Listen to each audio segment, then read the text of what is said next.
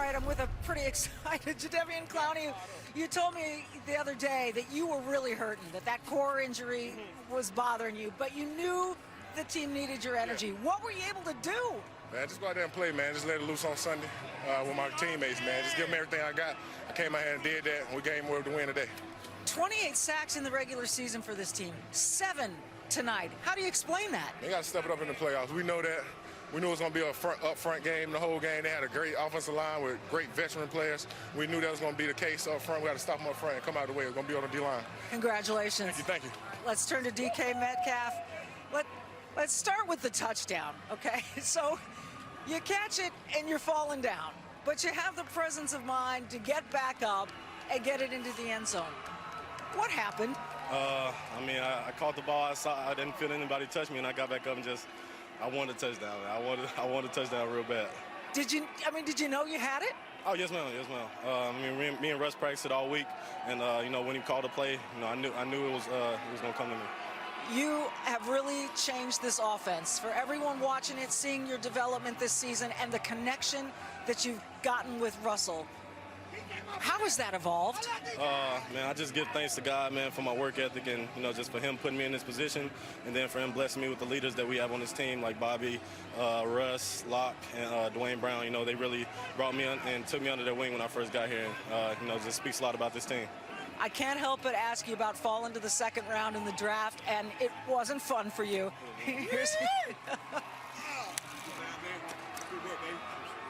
How much does it make this kind of performance sweeter for you, knowing that so many teams passed you? It's great. I think falling to the second round was the best thing that happened to me because I got a chip on my shoulder every time I play. Congratulations on the win. Yes, ma'am. Thank you. He had the play, Russell, that really iced this game, that big pass. What was the call? Oh, I can't tell you the call, but it was a sweet one. Shady called a great game. We went for it. We had to go win it, and sure enough, DK makes an unbelievable play. He had so many yards. He was making plays all over the field. Offensive line did a tremendous job against a really, really good defensive line, and all the pressures. We answered everything. We saw everything. We picked it up. We did a great job, and so it was a great game to come back here back east. It's a long ways, and we were able to do it, pull through. We've been road warriors, and it's exciting. We got a great defense too. Yeah, you just took the words out of my mouth, the road warrior thing, and the way you've been able to do it, and coming in here and facing a team that had been red hot. Yeah. What do you think made you guys the better team tonight, outside of Carson not being there? Well, we were consistent. We stayed consistent throughout the game. We knew it was going to be a battle. We answered the call when they did, and we just kept staying the course. And when the game came down the line, we knew we had to make a play, and sure enough, DK makes it. Sweet play, and I think more than anything else, we believe. There's no doubt in us. We believe we have everything that we want, and we have everything we need. Marshawn's back, too, to see him running in the end zone. That's pretty cool. So we got a lot of good things going for us. We got to stay the course, though. How would you describe why it is that Marshawn is so universally loved and appreciated on this team? Well, he's beast mode, man. He plays the game the right way. He's tough as nails. The run he had for the touchdown. There's so many things he does well, and he's been great with the younger guys. How he's taken Homer under his wing, especially Homer being able to get in there a bunch. Turbin, too. Those two guys are true pros, and so it's a lot of fun having them on the team. You have had some great matchups with Green Bay in the playoffs, and now you're going there again. And again, it's going to require that road mentality. What are you anticipating? Well, anticipating some snow. Anticipating a great game. They obviously have Aaron. They got a lot of great players. They got a great defensive line. A lot of things they do really well. So I didn't even know who we were playing, to be honest with you. I didn't look all day. I just didn't want to look. So I guess we're going back to Wisconsin. So it'll be a great matchup. So you seriously didn't know until now that you were going to Green Bay? I didn't look at anything. I didn't know. So we're going back to Wisconsin. Well, yeah, you're the Badger. A whole pack of Badgers will be there waiting for you. I can't wait. Go Hawks. Thanks, Russell. Congratulations. Congratulations. So in the NFC, guys, both wild card teams, the 5 and 6 seeds, will end up getting the victories here. Then we have the 6th seed in the AFC, and the Titans go into Foxborough and beat Patriots. Yeah.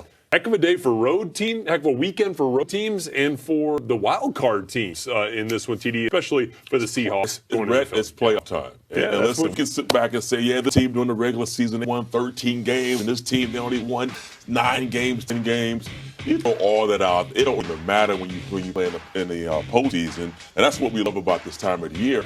But the teams who are playing the best game, the football round right now, are the teams that advance. And We just saw the Seahawks beat the Eagles. In that case, the Eagles were just beat up. They just ran out of gas. Especially with Carson Wentz going down. That was the final straw. You can't survive that kind of basically just the depletion of your talent and expect to move forward. But give Seattle credit there. And what we saw today with Minnesota beating New Orleans, that was an exciting game. And now they get a chance to go and play the San Francisco 49ers, which should be a heck of a game next week. Yeah, we, this already has been one of the best playoff weekends in a long time, right? That we all can remember. And I think it speaks to the parity right now in football in general, in both conferences, that you can have 6 seeds go in and win games, advance in the playoffs, and then it's, to your point, TD, it's the playoffs. Anything can happen. Well, all of these teams are good. I don't care what their record is.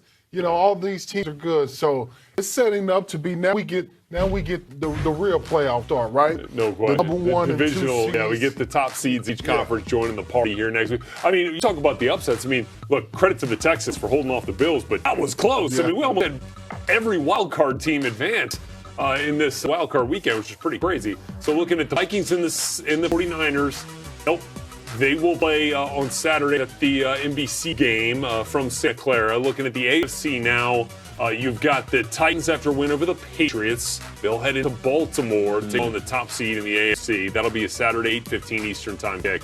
And then Sunday, we'll see the Texans take on the Chiefs from Arrowhead. Remember, the Texans went into Arrowhead and won earlier this regular season. Again, the Chiefs defense, wasn't playing as well at that point of the season as they have been over the course of the last few weeks. So, man, excited to see those 2 games in the AFC and then the 2 in the NFC as well for divisional weekend, which is usually one of the better weekends of the playoff schedule because you get the top 2 seeds back into the party, too. Yeah, that's typical. But you look at the AFC, the young quarterback talent that we're seeing there. Mahomes is going to play next week. Mahomes, Watson again. And Watson playing against each other. Jackson playing. Tannehill's not young.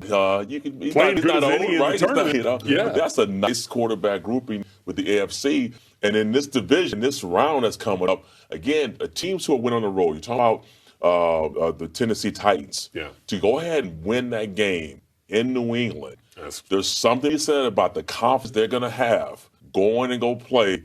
They were playing against the Baltimore Ravens. And they match up well because they have that same ugly style of football. They want to grind it out on the ground. Yeah. And that's going to be a snot knocker. Oh, yeah. That's the one you come there. If you want to see, tough football, bring Kleenexes, maybe man. old school football. Because think about it.